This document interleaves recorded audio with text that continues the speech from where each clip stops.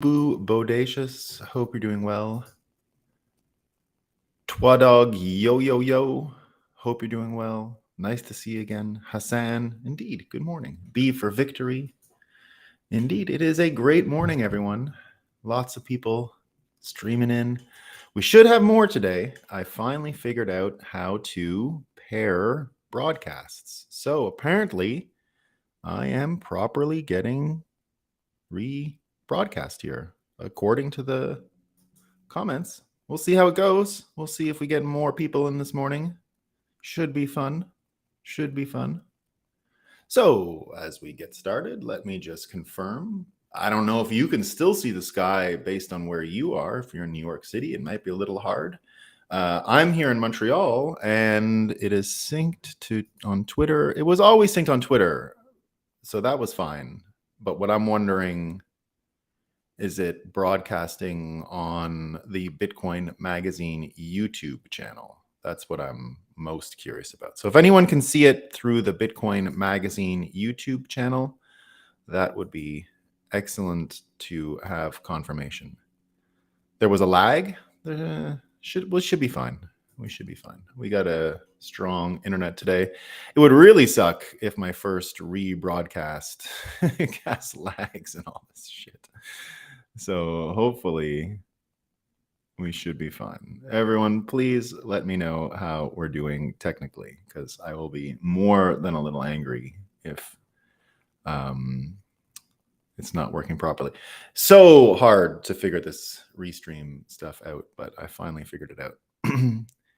BTC Mag YouTube, good. Okay, that means we are running. Yes, finally figured it out. Great. Awesome. So let's get to it, everyone. Let's get to it. Now, I was mentioning, right, if you can't see the sky in New York, the good news is here in Montreal, where the smoke is coming from, it's all cleared away. So we got a bit of a gray sky. The orange is gone, right? But we're going to talk about that orange sky today. And maybe it was a simulation wink. We'll see. But all I know is the sun is up, Bitcoin's running, and all that's left for us to do is have a coffee and talk about what's new. So, as you know, and for anyone new here, we like to start every one of these morning coffee gatherings that we call the Breakup with the fakest news we can find. We call it Muscat time. Today, it turns out that in California, the Senate has passed a bill that will prevent employees from confronting shoplifters in the entire state of California. So if you live in California, you want some new shoes, you want some stuff, I guess just go for it, right? Just go for it. Why not? Now, all those fires that are in Quebec, and we've seen the orange skies come down to New York City. So everyone, it turns out, on the East Coast is in a panic. And here's what they say. Canada's wildfire crisis could be a preview of the future.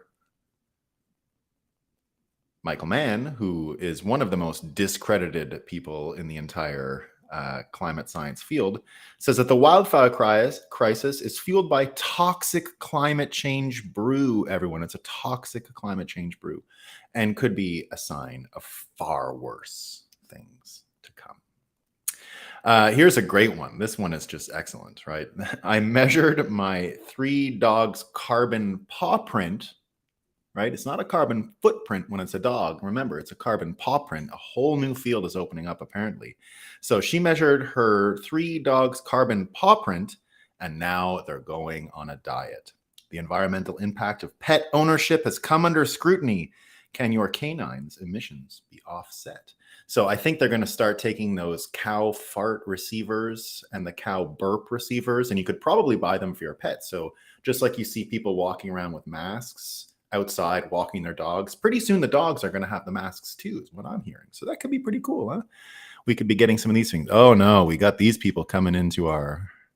Oh no, let's get this out of here. You are blocked. We're going to be blocking the hell out of people if this keeps coming. Block user, restream chat. See you later, losers. All right, so Canadians need to develop fire retardants. They got a lot of retardants. They don't have any lack of them. So here's what Business Insider. So everyone talking about the Tucker Carlson thing yesterday. We're going to talk. Am I a block here? You're not blocked. No, you're good, Zed. Good. I got a lot of more comments coming in though, so I gotta take it easy. So the Tucker Carlson, we're still doing Moscow time here. Oh my goodness. Oh no, I'm just blocking these. Sorry guys, you aren't seeing it. I'm getting a bunch of like the scammers on YouTube that are trying to sell stuff in the comments. That's all it is. I'm just seeing some stuff in the comments that is garbage. So I'm just getting rid of it. So no human is blocked, just people saying, we have a token airdrop. So I don't know. You're probably not seeing them. I'm not sure what you're watching on another YouTube or whatever, but I see them because they come in from all the different streaming platforms in once. So I see all the comments. So they're coming in a little quick, and I'm getting rid of the scammy buy a coin stuff. So we should be fine though. Yeah, like I got this one here. Are you finding a way to start your own trading? DM me further. Bye. See ya. All right. Well, the spam is no good, guys. Look at this. How many are there? Well, I'm going to have to figure this out, guys. All right. So everyone's still talking about the Tucker Carlson thing and what's going on with Tucker and the news. And we're going to talk about that. There's a couple more Moscow Times things I want to get to. This is also from the same insider that was letting us know, Business Insider. Tucker Carlson is nothing without Fox News. And his sad Twitter broadcast debut proves it. Bitcoin Graffiti, you're not going to stop it. I'll do my best. I will do my best.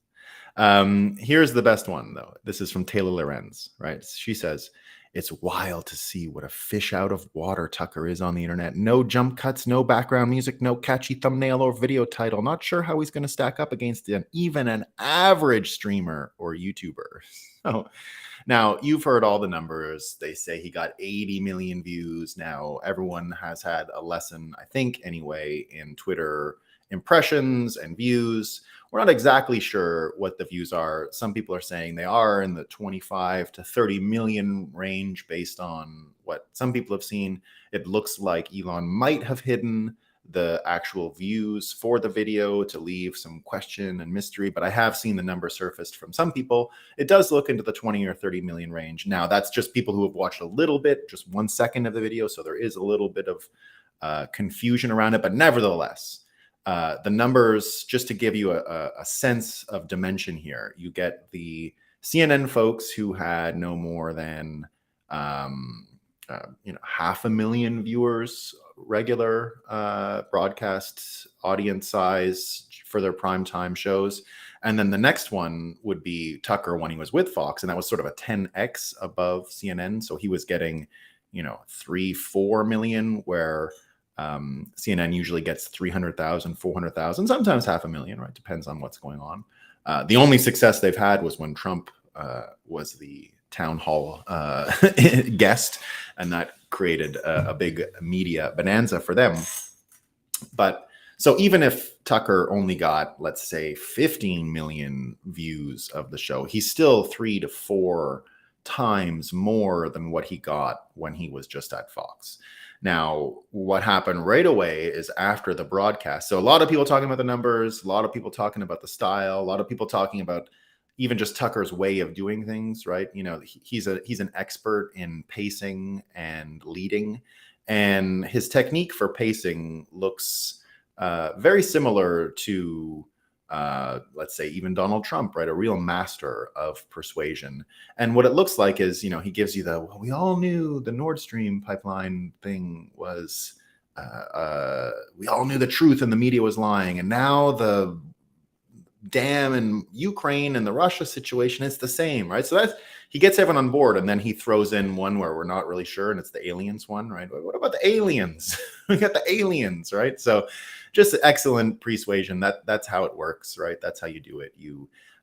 The best persuaders and the ones that the CIA and the national security apparatus and all of these folks, that's how they do it, right? The people who are influencing the media. You give 2 or 3 free true stories, and then you mix in your fake one. And now, who knows if this aliens one is fake? And I'm sure Tucker is doing it for all the good reasons, which are audience size, interest, mystique, and all that stuff. I still don't believe we're going to see anything out of this ridiculous UFO alien story going around. I think it's exactly like what we saw back in the autumn. And I'll go back with my title for the breakup that day. We see UFOs because the US owes, right? So it's just a distraction. There are no aliens, guys. We're not going to see any aliens. Not going to happen. But I could be wrong. But just notice the technique. Notice how good Tucker is at that. And that's a way to introduce a new idea and to massage your audience a little bit to see what's coming. So everyone yesterday learning a little bit more about what viewership on Twitter looks like, audience size, lots of people talking about it. Now, right away after the broadcast, Tucker Carlson got sued by Fox News. So it turns out that Tucker was told by senior Fox executive that the next network's goal is to keep him sidelined until 2025, and that because he launched the broadcast, they're going to say he violated his non-compete, blah, blah, blah. So Glenn Greenwald comes in and says, this is pathetic of Fox. They fired Carlson, and now their position is he's not allowed to speak. He didn't go to a competing network. He was on no contract with Twitter. He's just speaking on social media. And to Fox, that's cause to threaten to sue him. They want him quiet. Ideology played a big role in Carlson's firing. He was increasingly at odds with the GOP establishment dogma. His primary targets, besides the CIA and FBI, were the Mitch McConnells and Lindsey Grahams, along with Biden's Ukraine war policy. Fox wants to reboost the GOP establishment. And Glenn puts it into further context. He says, Tucker Carlson is the most successful host in the history of cable news. Even in his stripped-down Twitter form, he attracted an audience almost no corporate media employee could get close to. It is possible this partially motivates the universal disdain they have for him. It's a little bit like, failed writers hate successful writers. It's kind of that logic. I have no doubt their unified contempt is ideological as well. Carlson most aggressively attacks the institutions they most revere, the CIA and U.S. security state, large corporations, the establishment wings of both parties. But maybe professional jealousy is also at play. And here's an article that Glenn Greenwald suggests we all read, which is the following. Read Freddie de Beer's classic essay on how miserable most corporate media employees are with their work, how the only thing they have left is in-group attacks on whoever thrives without them, and how they most hate those who succeed most in journalism. Now, it wasn't all good on the Tucker Carlson thing. Some people talking about the aesthetic. So a lot of people talking about the numbers yesterday. Cernovich brings up a couple good points, though, and I want to mention them. So this is what Cernovich said on his Substack. He says, Tucker's Twitter show and aesthetics. Twitter works on cable. Does cable work on Twitter? Tucker's first show on Twitter debuted to massive fanfare and page views. Some are claiming over 70 million people saw the tweet, and it's fair to speculate that over 10 million watched some or all of the monologue. And yet I'm bearish on Tucker if he doesn't upgrade production value considerably. He says that Tucker's show worked on cable news because it transgressed the medium he messaged from, and because Tucker is a class traitor, the latter being Trump's appeal. When someone who looked old money said things that were true and forbidden, massive interest followed. Now Tucker is rolling around with the rest of us, and he loses the benefit of saying controversial truths on a cable network that forces hosts to color within the lines. He's brought his cable news aesthetic to an online world. This isn't going to work after 2 weeks. Now, look, anything Mike Cernovich says as far as media, where things are headed, you got to pay attention, right? And I think he might be right about this, but he gives some, it's not just nihilism. It's not just him saying it's not going to work. He brings up some really good points. He says, Tucker's TV show always lacked high production value. Fox News for its nightly shows relies on an A camera on your face with a graphic in a pop-up box. This is boring and for old people. Yes, Tucker had the highest rated show in the target demographic of 24 to 55-year-olds, but many of us have read more people. Many of us have more people read or listened to us from that demographic via Twitter every day. So what he's saying is the audiences are already bigger for people who are on Twitter than what Tucker managed to pull up there. So here's what Cernovich learned when he was making his movie Hoaxed. He says, Tucker's TV show always lacked, so that cable news viewership numbers are not impressive in an online world. Those numbers matter to networks because everyone from advertisers to the cable companies themselves agreed they mattered. And it was a lesson that he learned when he was making his movie. And basically, he learned that they kept telling the folks making his documentary Hoaxed, the crew kept telling them that if it's not a film, if you can listen to it like it's PBS NewsHour. So here he's offering some advice on what Tucker can do to make it good, right? So he's saying Tucker is going to need overlays as he reads articles. He needs different camera angles. He should be followed with 2 cinematographers who are getting B-roll constantly. Viewers are obsessed with behind-the-scenes footage. This works whether you're doing a VH1 documentaries on Tina Turner, UFC fight promos, 30 for 30, The Last Dance, or any compelling visual storytelling that creates an emotional connection with views. And here's what he's saying, that the best thing for him to aim for and to start breaking the mold, and I do agree with this. Honestly, I agree with this. This is what he has to say. During the show, Tucker needs the overhead camera angle zeroing in on news articles. Again, Alex Jones does this well. So he says this is an example of Alex Jones' production value. It's cool and engaging. So what Tucker is more or less saying is that what Cernovich is more or less saying is that Tucker should adopt the Alex Jones aesthetic. And I kind of agree, right? I think that's not a bad way to to see it. Now, it wasn't just that yesterday in the news. So we hear about the lawyer part, right? So just so you see a little more detail, they reached out to him. They didn't actually sue him. I might have said that earlier. That's not true. I might have misspoke. What really happened is the lawyers reached out, and it's becoming a story. And Tucker's lawyers responded with the following statement when they reached out to him. They said, Fox defends its very existence on freedom of speech grounds. Now they want to take Tucker Carlson's right to speak freely away from him because he took to social media to share his thoughts on current events. So we'll see what goes on with this. And if it turns into a legal fight, then that's fine. And Fox News has enough legal battles going on as it is with Dominion and all these other people. So if Fox News gets into financial trouble because of its legal predicament, well, what are we going to do, right? Because it fills into a few other stories that are going on right now, and we'll tie it all into why it's relevant for Bitcoin. And I'll even add a Canadian angle on it today. We're going to give you a Canadian angle. The one thing Canadians are really good at, and for not just painting your skies orange, by the way, we do other stuff.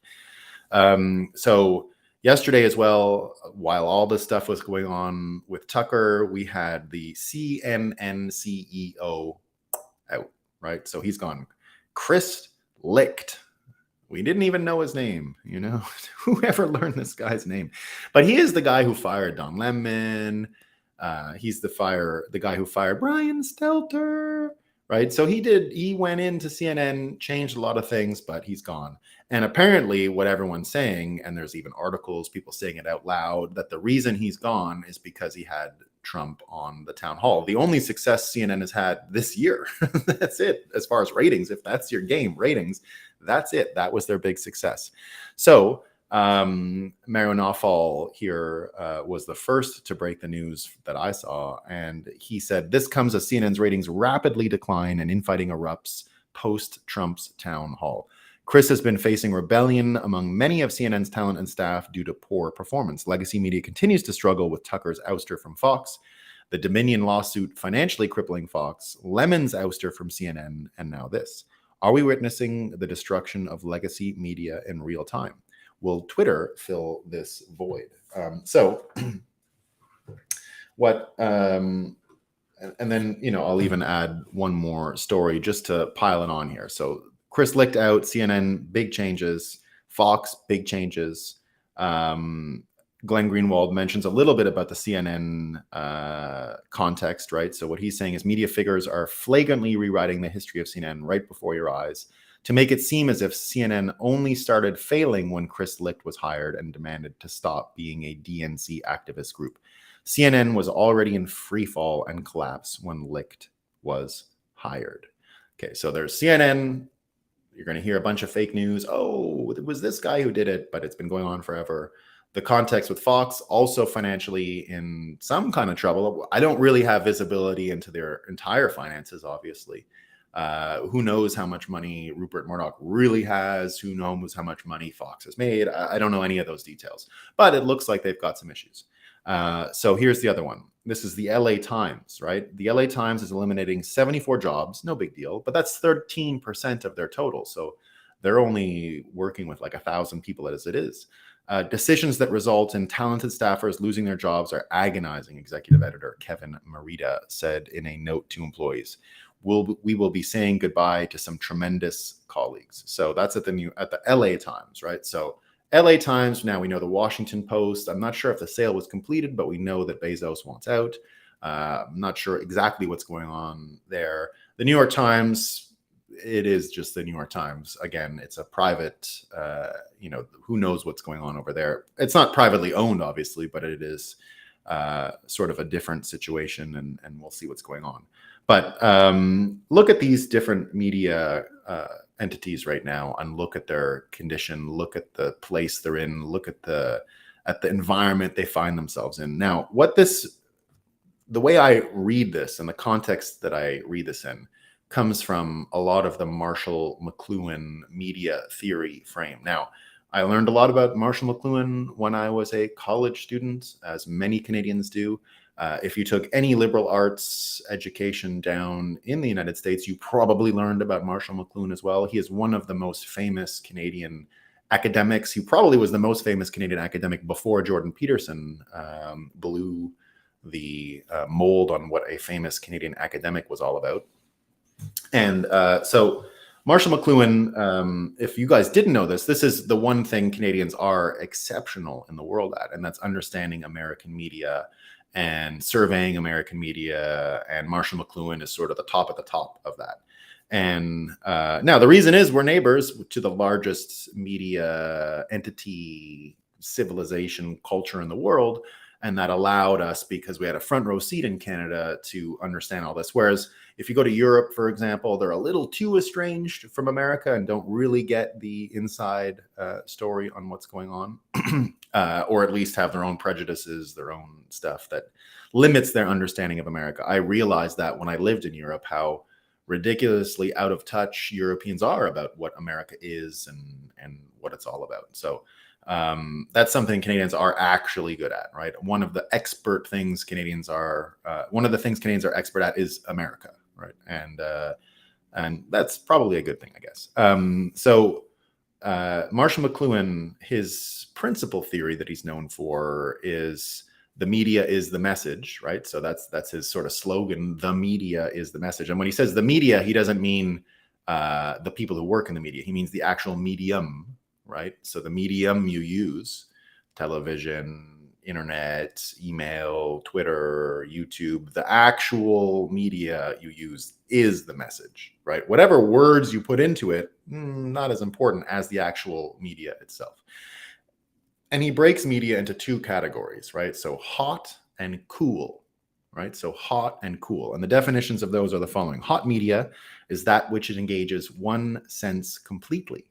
It demands little interaction from the user because it spoon feeds the content. Typically, the content of hot media is restricted to what the source offers at the specific time. Examples of hot media include radio and film because they engage one sense of the user to an extent that although the user's attention is focused on the content, their participation is minimal. So Hollywood, for example, is one of the ultimate hot media platforms, right? Cool media generally uses low definition media that engages several senses less completely, in that it demands a great deal of interaction on the part of the audience. Audiences then participate more because they are required to perceive the gaps in the content themselves. The user must be familiar with genre conventions in order to fully understand the media. So this can be, for example, internet chats. YouTube is much more cold media when it comes to actually curating your channels, getting through all of the mass, just the amount of stuff that's on YouTube. Just navigating that alone makes it a little more cool media. So so the Bitcoin Graffiti says the breakup is cool. Indeed, the breakup is cool media. Yes, this isn't the easiest form, by the way, in case you guys haven't noticed, to access, right? You got to come every morning and then you got to follow along. So it does have a certain amount of does demand a little bit of the audience. We're not doing the I talk at you for an hour and everything I say is what you should think. That's not the system here, right? We bring up points. I take interaction from the comments. We try to have a conversation. What I'm trying to mimic most here is a morning coffee with locals, right? So imagine you had a local coffee shop, and we have these all over the countryside, and some farmers come and they all gather there in the mornings and they chat about the world. And they all go about their days after that. That's what we're trying to do here, right? So it's a very cool media form, right? Where this is definitely cool media.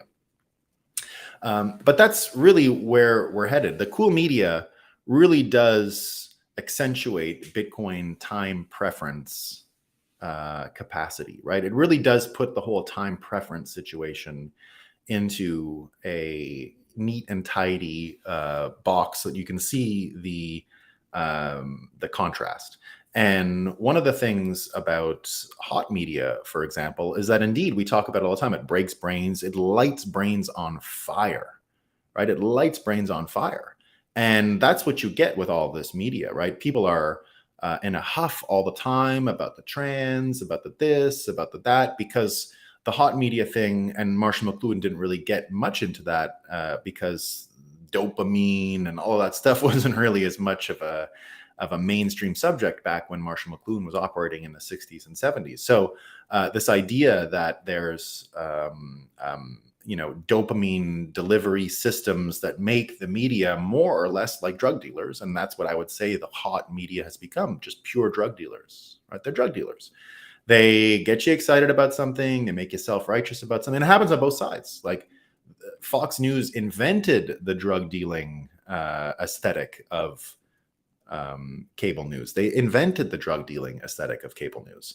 And everyone copied when they saw it worked, right? So Fox News, this is not a Democrat Republican thing. This is a where do you get your media from thing. And all of these hot media sources that are out there are hot because they put your brain on fire, right? That is what they're designed to do. And so we're dealing with all kinds of people right now whose brains are just charred and cooked. And that's why they're sitting there angry about this and angry about that, or even just buying the messages, right? Oh, we know what's going on in Ukraine and Russia. We know, we were told, we saw a movie, we saw the video, I saw it on video. For an entire generation, I saw it on video was enough to say it's true. We know now that that is the least true thing you can say. Just because you see something on a video means zero, right? It means nothing. Right? The videos can be faked. Now that we see AI coming online more and more, all of the capacity to fake videos, to edit videos. Now remember, editing videos. You know how many people said that about Trump? I saw Trump say that there were fine people in Charlottesville. Yeah, he did say that, but it only makes sense if you strip away the context. The context was he denounced white supremacists entirely just about 10 seconds before. And then after he made the comment, he reiterated after that they were not fine people, that he was not talking about them. It's the same with the drinking bleach hoax, right? Who out there believes that Trump said the words drink bleach? Now, people, again, you can come across people whose brains are on fire all the time. And they'll say, oh, I saw the video. I saw the video. Trump said it. And he never said it. You might have thought you saw the video, but what you heard was injecting a disinfectant, which is sunlight, into your lungs to kill things. And everyone knows sunlight's a disinfectant, right? Bleach isn't the only disinfectant in the world. And that was a real treatment. And he had just been briefed on it or whatever, right? But we know it's true. So we're dealing with a situation now where you get enough people have abandoned the hot media, have abandoned the brain on fire model of accepting your news. And there's an interesting thing brewing with these two crowds, right? And it goes into the situation in it goes into the situation with Coinbase and Gensler a little bit, but I'll back it up just one step before that, right? So right now we know, and now you're going to see a war between hot and cool media because they're both tackling a very similar story, right? So let's see who wins this fight. This is the interesting thing. We're going to have a head-to-head fight in hot media and cool media with very similar stories, and they look like this. So now everyone's been talking about the Biden corruption and the payments and the lobbying and all of this stuff, right? And so it turns out that there is an actual FBI file or a record, or who knows what to call it. I don't know if you can call it a case yet, but there's something going on. And it's the following. It is that the former Attorney General Barr confirmed that there was a Biden bribery record related to Ukraine. Lots of people on the internet talking about that. Again, every side can have their brain put on fire, right? So be very careful. You're going to hear a bunch of people saying they have proof that Biden is corrupt and all that. We don't know. We don't know. We don't know anything, right? Fog of war. But it looks like there is someone looking into it. And this is what Representative James Comer tweeted yesterday. The FBI is attempting a cover-up right before our eyes, and Democrats are doing their bidding by lying. AG Barr handed over the VP record that alleges a bribery scheme by then Vice President Biden to the U.S. Attorney in Delaware for further investigation. The record is not closed. So the prediction is this. You're going to see tons of cool media folks trying to get to the bottom of the story. Contrast that with the following story. And this is what the hot media, they're going to talk about this all summer. Here's a prediction. Because there's no news in the summer, they've got to come up with a hoax story. We know the hoax formula on Trump, right? But you need something to talk about because, they don't have their best talent. Hot media doesn't have the best dopamine drug dealers on air all summer. So they got to get the up and coming drug dealers onto the show so they can deliver the dopamine. They're not as good. So they've got to prepackage the dopamine outrage stories. And we can see from a mile away what it's going to be with Trump. It's going to be the document, the Mar-a-Lago. What did you do with the secrets of the world and the nuclear Armageddon? And what were you doing to help Iran? That was the big story yesterday. The hot media was trying to convince everyone yesterday that Trump was selling out America for Iran in the Mar-a-Lago document case, right? So the Post-Millennial has this story. Breaking, Biden's Department of Justice tells Trump he will be indicted next week on charges of gathering, transmitting, or losing national defense docs. So here's the prediction of hot media all the summer. It's going to be a bunch of unverifiable stories. But what if? Trump was somewhere and spoke to a person who was an Iranian something? It's just going to be a bunch of these what ifs. It's going to be like, when they do the multiverse, they did a what if Marvel thing on Disney, right? What if the girl got the super serum and not Captain America, and it was a Captain Britain woman character, right? What if a spider bit Peter Parker's sister? What would happen, right? So the what if thing is like a comic book trope, right? So the whole hot media is going to go into the comic book trope this summer. What if Trump had a deal and he had to because his ego? He could just throw the words out there and they'll work because everyone is prone to believe it. They've been gaslit so much on Trump over the years. They'll believe anything. Of course, he sold out America. He's an egomaniac. He's in it for his own. He wants money. He wants to be richer. He's not really a billionaire. All these things, right? So it's going to be the hot news trying their best to get people high on Trump, Mar-a-Lago, document management stories. It's going to be the whole summer, right?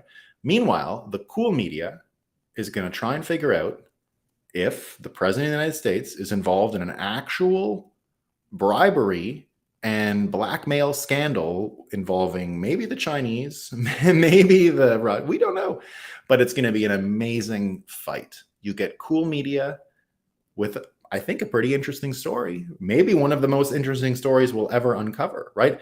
And remember, when I started talking about RFK, right? Why did I talk about RFK? Not because he was a Bitcoiner.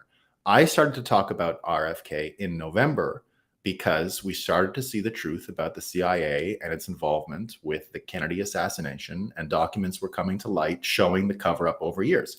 And I said, only, not that I know the answers, I said the simulation says, right, Elon's razor, that the future outcomes are most easily predicted, not by the Occam's razor, the most likely and simplest outcomes.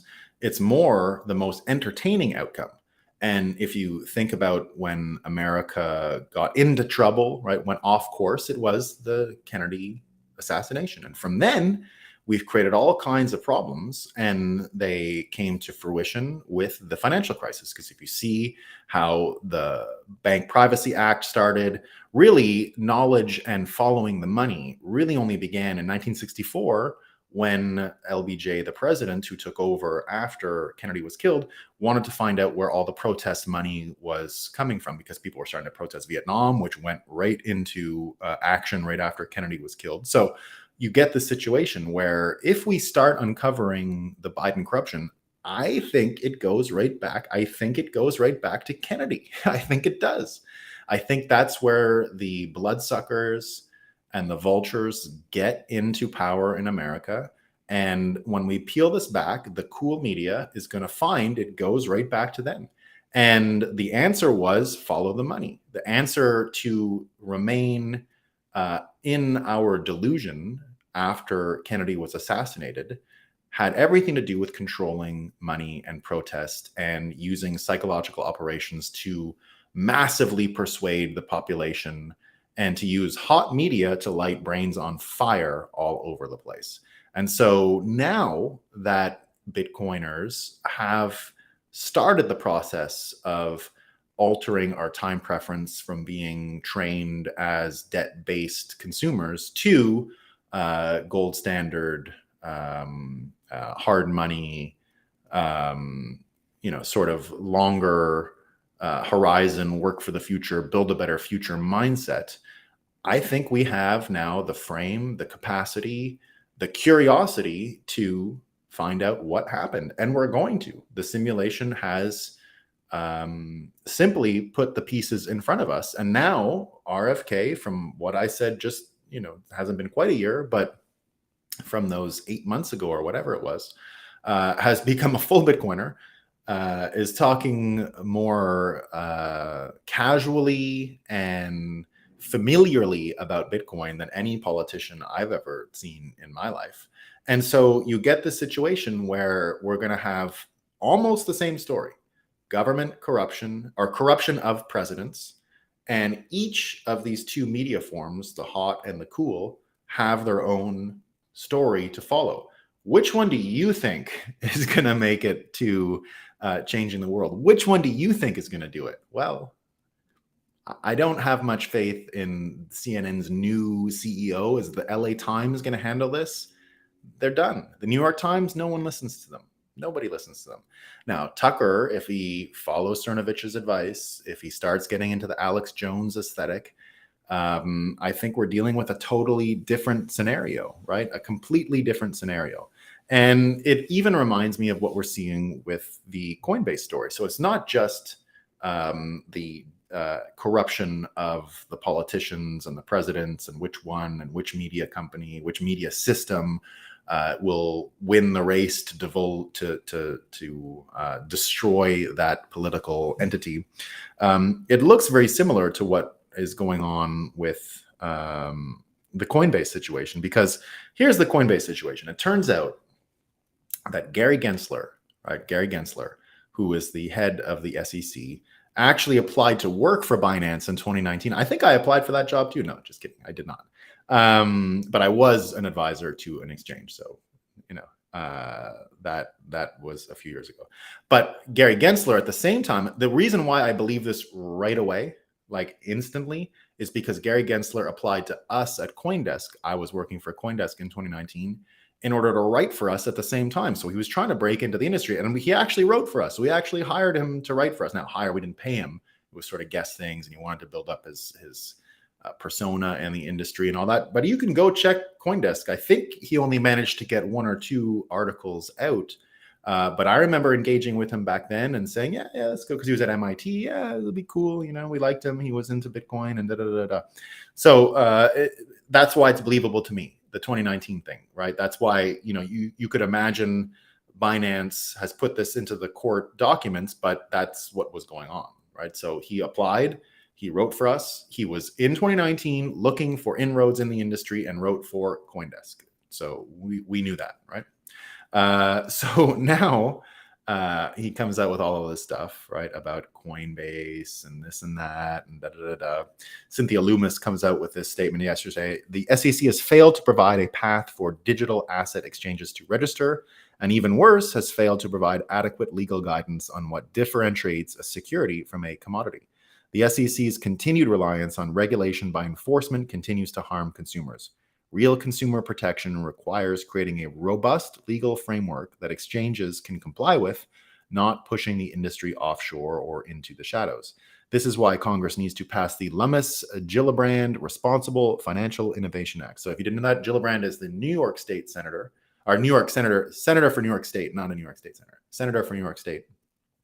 And so the bill that Loomis has is a bipartisan bill, right? So it's not even political. It's a bipartisan bill in order to get some clarity for these exchanges to operate in and function within. So the reason I bring that up is because again, you're going to get the weaponized autists, right? And I've mentioned that expression before. When 2017 rolled around and the 2016 aftermath of Trump winning was working itself through the system, I thought the biggest story of 2017, bigger than Charlottesville, bigger than all of that, was the 4chan bullying of Shia LaBeouf, which was one of the most amazing things you'll ever see, where they go and chase Shia LaBeouf all around America with his flag. So he tried to put up a Trump as a Nazi, some kind of Trump sucks flag or something stupid like that. And he started at an art gallery in New York with a camera on it and in Queens, but then everybody went up and ruined it. They started putting Pepe pictures everywhere, Heiling Hitler in order to blasphemy the whole art installation. And so Shia LaBeouf got so annoyed, he started to hide the flag, and people found it. And in the end, this is the part that I said was the most amazing story. He hid it in some field in the middle of America and put the flag in the air and put a camera on the ground to look up at the flag. So you could see nothing but the flag in air. So it was very difficult to know where it was so that it couldn't be sabotaged again. But the autists on 4chan looked at the flight paths and the contrails behind the airplanes that flew overhead and were able to use that to map its location, found it, took the flag down, and again, continued the bullying. And I said, this unlocking of autists for Trump, or it wasn't even necessarily for Trump, it's for revolution. It's for blasphemy. It's to blasphemize the state as we've known it until now. These guys are, if you can weaponize these people, these autistic, crazy people, you can't lose. They're not dog on a bone stuff, right? Yeah, he will not divide us. Yeah, it was the he will not divide us. Yeah, which itself was divisive, right? Which itself was divisive. So is the he will not divide us flag.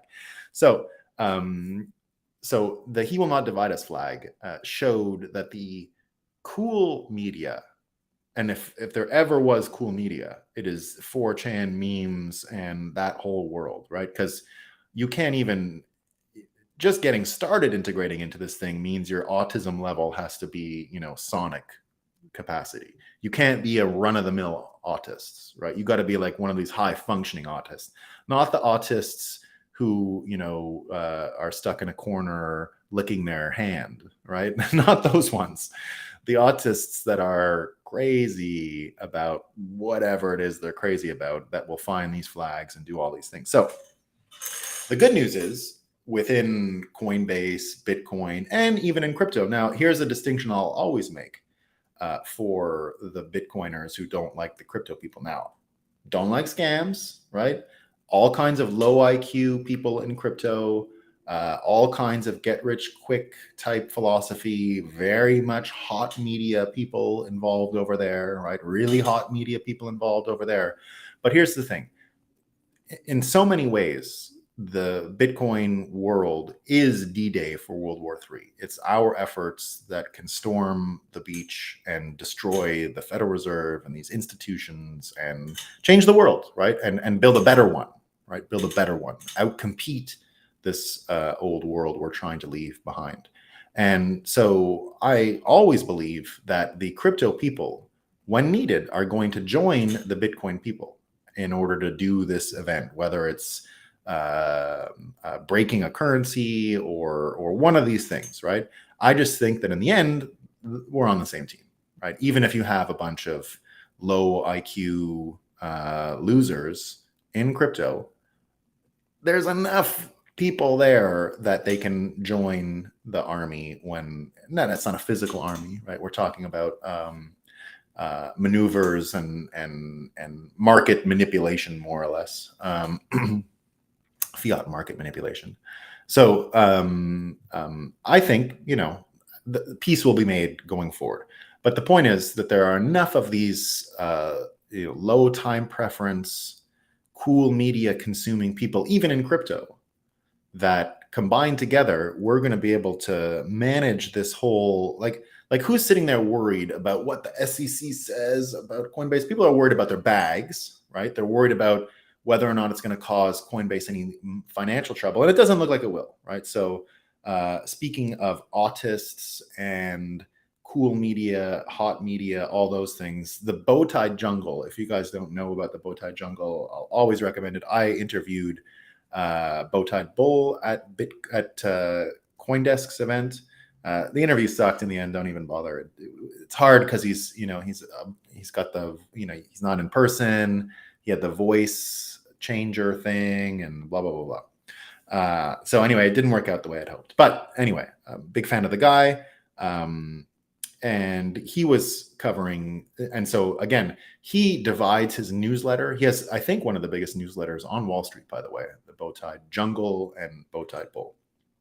And Bowtie Bull's newsletter actually organizes the reading level by level of autism, right? So it's a sonic autist, a turbo autist. So you got to be like, in order to read what's going on. The lowest level autist is the NGMI, the not going to make it autist. So that's just like, buying real estate or something. Here's what he says, right? So he says that everything is going to come down. Coinbase has so much money, so much of a treasury, and he gives the numbers here. So based on all the documents released so far, the official prediction is right here. And this is what he's saying. Coinbase will be let off with a fine, a large one. And on top of that, they will likely be required to stop their staking program. The case they are making on wallets and assets seems to be pretty weak. If they somehow get that through, it would claim that all self-hosted wallets are somehow brokers. Makes little sense. Revenue math. When Q2 comes out, see if the revenue will drop to 400 or 500 million or so on a quarterly basis. If this looks to be the case, then the bonds are too risky. If revenues remain anywhere near $600 million, the company is going to be just fine, and there's not going to be any troubles. And that's what I see, but that's not where I want to head with this. Where I want to head with this is I think you really will see an appetite of users and the company itself to finally change their jurisdiction and go away from America. And then just do what everyone else does and just assume Americans know how to get a VPN, know how to use a VPN, and will indeed use a VPN to get around any of these rules. So literally, a VPN is all you need to beat the SEC. And if that is done at scale, right? If that's done at scale, they can't compete. So there you go. That's what's going on. Now, there's, I guess, one other thing I want to mention before we get going, and that is in the same context, right? In the same context. Now, just watch feel this one, right? Think about it and feel it. Everything I just mentioned about cold media, hot media, the race between two stories of corruption, right? We'll see who wins. Of course, I think the cold one is going to win. And that comes with the Biden-Trump legal troubles. The Coinbase one, of course, the hot media. Oh, what about Coinbase? Oh, risky, right? The cool media folks are going to be like, where's my VPN? Move your office, get out of America, all that kind of stuff, right? So you're going to see two worlds, right? Now, here's the one I want you to think about. This is from, Tedros, the WHO guy, right? Now, I can't stand the way he talks. He annoys me as much as Trudeau with his accent. Tedros, whatever his name is, the Director General of the WHO. One of these people who comes from like a shithole bigger than Canada, right? A shithole bigger than Canada. Imagine that. And telling everyone in the world how they should live, right? He's been doing that since the beginning of the pandemic, which annoys me more than anything. So here's what he says. And now we know, right? So the UN's World Health Organization says they're planning a digitized international certificate of vaccination, a global vaccine passport. Could you imagine them at this, with everything we know about the world, the WHO and the UN trying to mobilize the hot media to sell you on a global passport? Now, I don't disagree. They're going to try. They're going to try. They might have got away with it a couple of years ago, but I'm not worried about it this time, right? These people don't have the autists on their side, and they got the Taylor Lorenzes on their side, and these aren't the people who are going to help them. So there you go. That's what I got for today. All right. Let's see what's going on. Well, glad that I got all these new comments up. That's good. Great. Let's see what I got. All right. Hold on. Whoa, it goes back further than I thought. Okay, you're blocked.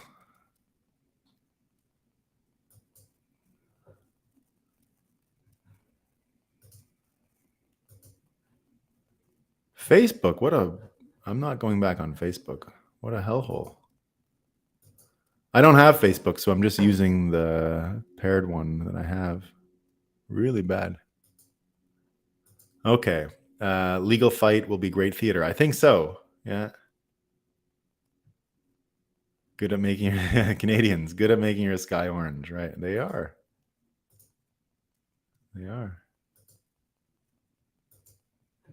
Okay. Let's see what I got. Disney absolutely creating. It looks like their money trouble is real. They might have to sell Star Wars, which I would be very excited about. I can't even watch it anymore. Netflix is the new Disney. I don't know about Netflix either. Why crypto too much down? Don't know, Malik. It was hell working with some. Get out of here. Was also pretty good. Yeah, BBC. Yeah, the old the breakup is cool. Yeah, cool. Best daily show in Bitcoin is finally on Bitcoin Magazine's YouTube. There you go. Thank you, CK. We love it. Like a Benjamin Franklin coffee house. That's an excellent compliment. Thank you, Bitcoin Graffiti. That is special. Thank you. People in America, when listening to radio, like to lean forward. People like to listen back. Yeah, that's cool. Well, we're talking about all kinds of stuff. More face. Okay, Facebook's off tomorrow. Tide Pods are way better.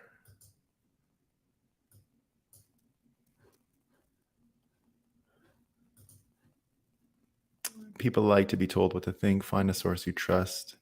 Yeah, I mean, they like to save time. I think that the deception of being lied to hurts more than the ease. So once you're embarrassed about being lied to, you won't trust that source anymore, and you won't go for the easy one, right?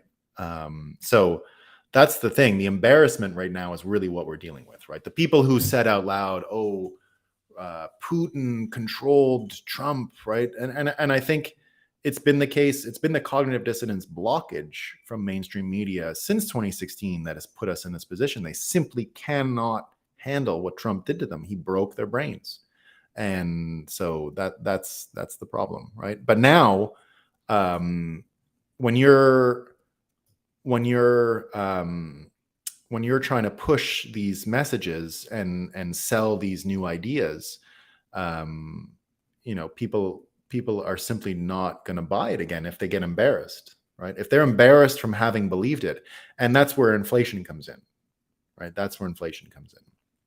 That's where poverty comes in, because there's nothing worse than listening to people who made you poor, right? No one has fun staying poor and eating dog shit and crickets. When the people are finally eating the crickets, I think they're going to realize, right? I think they're going to realize. I saw it on video in the 90s.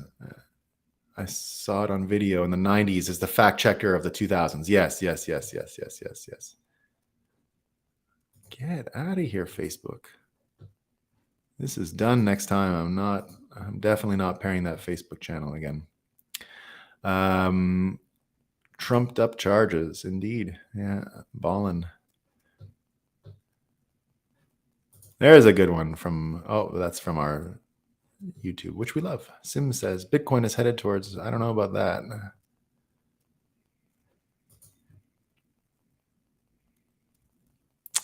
It's amazing. Just learned that Corona gain of function goes back to 65, part of the same narrative starting with, I didn't know that. Yeah, wow. I didn't know that either. Interesting, Daniel. I'm going to look more into that.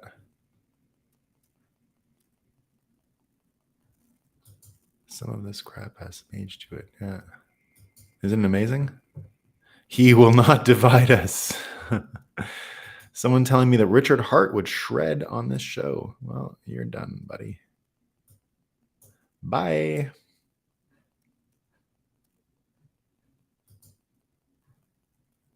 Oh, I hope I didn't get Daniel on that one by accident. Oh, no. Daniel, did I block you? I hope not.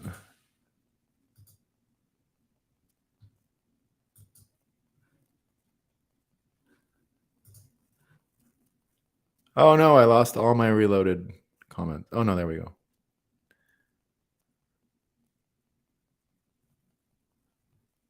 Oh, cool. Yeah, the blocker came through. Yeah, he didn't know about the "he will not divide us."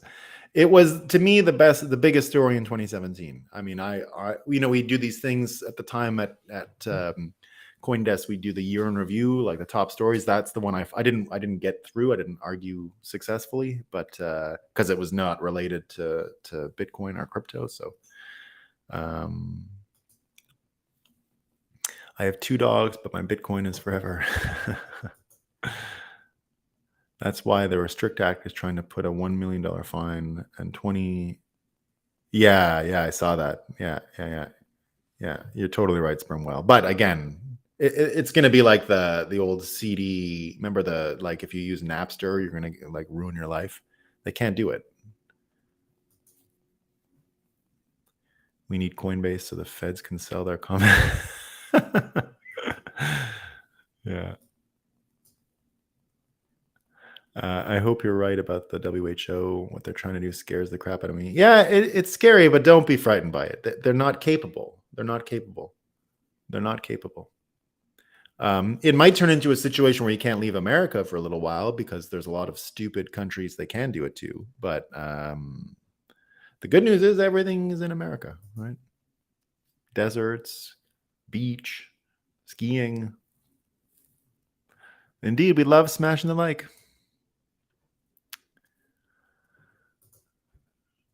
Saw a New York Times ad that had footage of a stratosphere jump. They are Jared mentioning our Nuremberg 2 punishments for anyone new here, in case you never heard. The way we're going to handle the Nuremberg 2 punishments, I had a vision of this, is, remember they did to Tom Cruise, right? They made Tom Cruise sound like he was crazy because he was against Big Pharma and the pills and all that. So he's going to be the host. Remember when he practiced his jumping from airplanes, stratosphere jumps for one of those Mission Impossible movies? Now, remember the Red Bull guy who indeed did jump from space, right? And everyone tuned in. So if you're going to be doing Nuremberg 2 stuff, you got to get to the hot media, right? This is hot media, maximum hot media. We don't want to do like, oh, and then they killed him secretly in a back room. No. People can't forget. It's got to be watched and viewed by everybody. So we take him to space. Tom Cruise hosts, and he pushes them out of an airplane. And then we bet on the fall, and then how, if they hit the target, hang time. Everyone will watch. Maybe the New York Times will cover it. We'll see. Okay, you did not get kicked out. Good, Daniel. Thanks. I wasn't sure. The thing edged up right when I hit block, so that's what made me worry. You were next to the fellow getting blocked. The deep state does not want Biden or Trump and is working to disqualify both from that could be true. I know they don't want Trump. Biden, I think they're only worried about his ability to make it there. But we'll see. What is a VPN? I live in Hungary. It's a virtual private network. It's to get around the country restrictions for the internet, right? So, for example, YouTube works differently in Canada, so I need to use it when I'm in Canada because they don't like the cool media hosts. They want everything hot media. I like a positive outlook that alt corners will eventually see the light. We have to remember to stay civil to each other. Yeah, we really are all on the same side.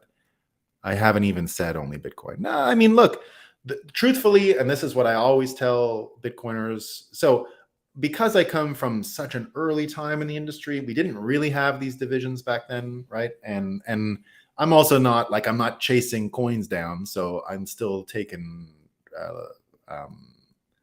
seriously by Bitcoin maxis. Let's just call it that, right? I'm sure they criticize me or whatever, but I know enough of them, have tons of great conversations. And what I always say to them is simply this: the number one thing you need to do in protest of what's going on, I mean, it's the most effective thing, is to get rich. You got to get rich. It's the only way. I don't like saying that. I don't really think that your goal in life should be to get rich. But given the circumstances of the war we find ourselves in, you got to. You got to. And I don't care if we can conduct generational financial crimes on the boomers. You got to get their money. And if they want to buy a shit coin, what? I don't care. It's the same people watching all of this New York Times bullshit. It's the same people watching CBS News. It's the same people that think RFK is a conspiracy theorist, even though his daddy was killed, and his daddy's killer was killed, and his uncle was killed, and his uncle's killer was killed, and his uncle's killer's killer was killed. He gets to ask questions, but no, they call him a conspiracy theorist. So now I agree, you don't know whose money you're getting, but I'll tell you who's buying all these shit coins, right?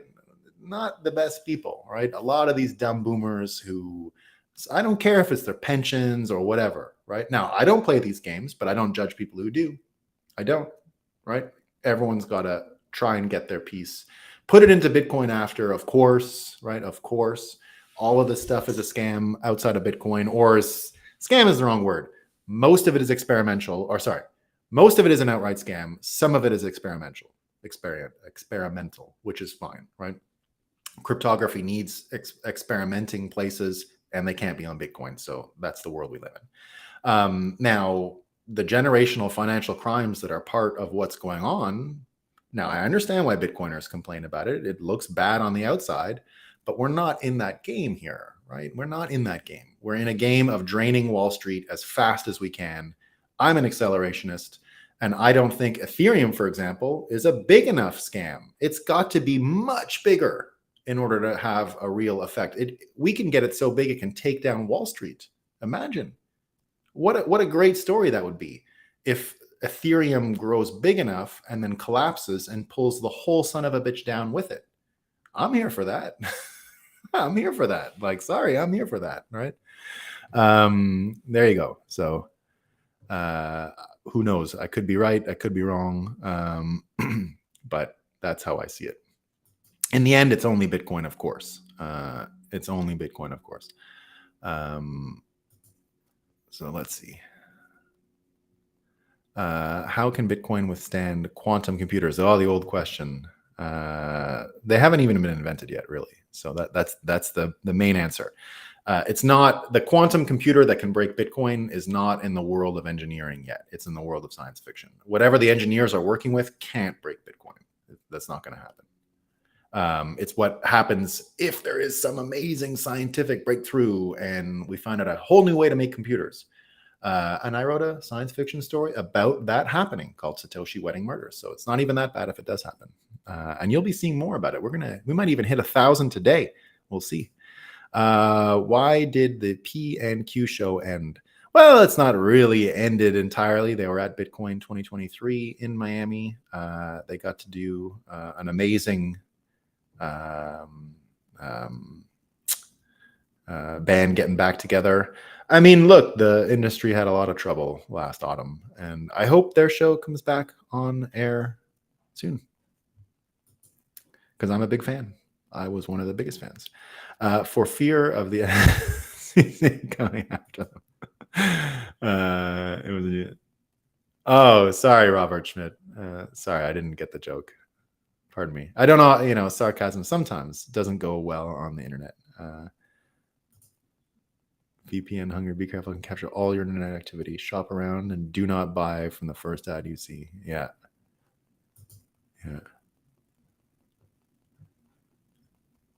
And drain the casino.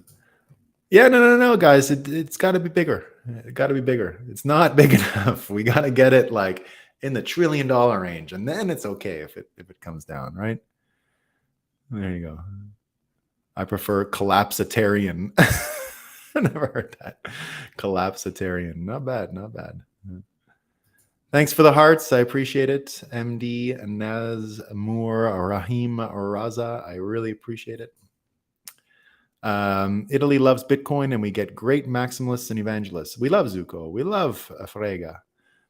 They changed my mind in the last years. Yeah, no, and they're some of the best maxis that I know. I'm fans. I'm a fan of Giacomo. Totally, and I've hung out with him many times, and get along with him. He likes my Ethereum theory, right? He likes it. Bigger, more. All right, team, that's all I got for today. Thanks for joining. Glad we finally paired it. Let's see if I can figure it out tomorrow. Let's see how replicatable it is. It was an annoying thing to get done, but I think I can figure it out. All right. Peace.